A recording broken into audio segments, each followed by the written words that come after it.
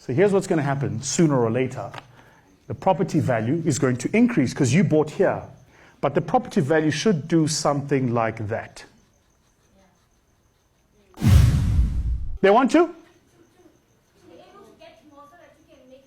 I love you. What's your name? Marry me.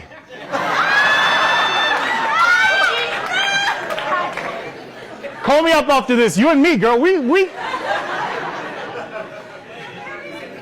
Are you married? Move below.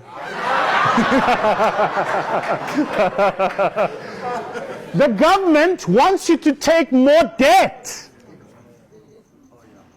Guys, the government is saying, if you can deduct interest before you pay us, what are you going to do? Get more debt so you can pay more interest, so you pay lower tax. The government is stimulating you taking loans. Now, most people don't know where this comes from. 1929, the world went belly up in the crash of the stock markets in the United States.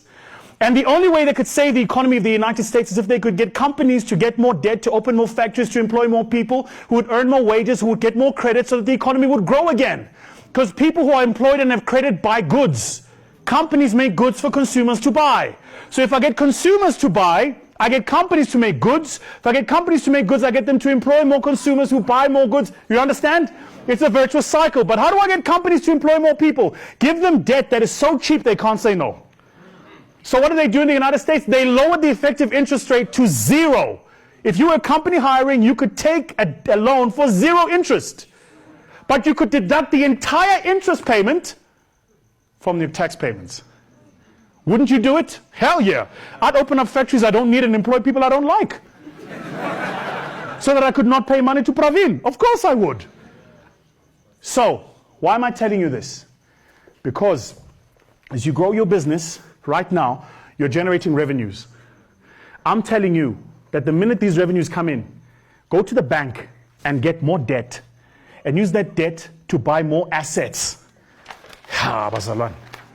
Go to the bank, get more debt, use that debt to buy more assets so that these assets can outgrow your liabilities. So that as your assets outgrow your liabilities, you use the bank's money to get more debt, to buy more assets which outgrow your liabilities. You use the bank's money to buy more debt, to get more assets that outgrow your liabilities. Do you understand it? But you have to do it, and the only way to do it, my friend, is if you do it for the long haul, and every time you get an interest payment, every single time you just take that money back and you put it in the cycle. Don't take it out, don't buy a fancy car, don't get another house. You just wear that same t-shirt. In 5 years, I must see you with that same t-shirt. Don't do it. You keep that money, you keep cycling it and recycling it here in your business over and over and over and over. What you should aim to do is to get to a line here of 0. Your line should be get to 0. Why? Because tax is to the state, and they only tax me corporate tax on profit. If profit is 0, what's tax? 0% of one of any number is 0.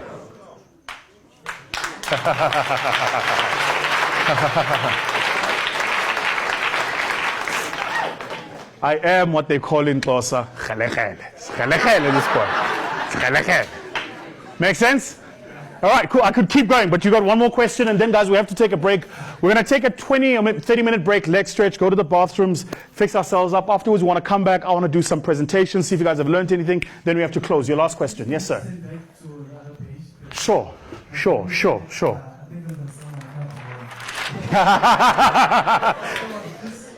Which one?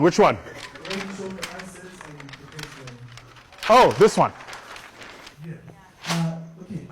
How long do we wait to go back to the bank? Because obviously it's a 20-year bond. Oh, yeah. Very smart question. He's thinking, this guy is khalakal. All right, we need another graph. All right, so notoriously property investments, and this is why sometimes property investments go belly up when they say the market is what we call soft, okay? The market is soft. So, looks like this. So you went and bought a property that was listed at R1 million, say, for a period of 20 years, say, at an interest rate of 10%, say, which means your effective bond is 1.1 million. So your effective bond payment is here. But over 20 years, you pay in equal percentages relative to the interest rates attached to that bond a monthly premium, which means the reduction of your interest rate should be, all else equal, assuming the interest rate stays the same, a straight line, like so. However, you and I know this, what do properties do if there's a demand for them? They what? They go up. So right now, you bought a property at $1 million. I would presuppose your property is underwater because you bought it at the retail price and then added an interest rate charge. So you have to wait for the rate of your property value to grow beyond this level. That's what you have to do. But in that meantime, you must keep paying back your monthly payments. I get it. So here's what's going to happen sooner or later. The property value is going to increase because you bought here. But the property value should do something like that.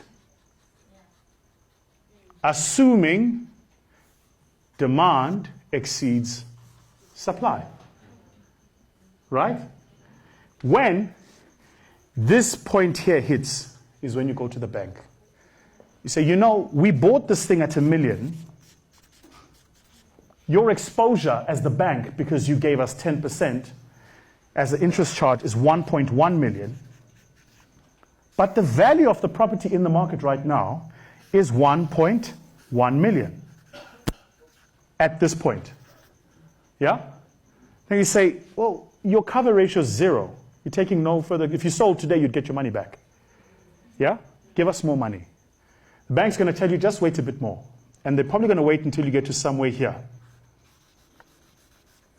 And they'll say, well, the property is now worth 1.4 million.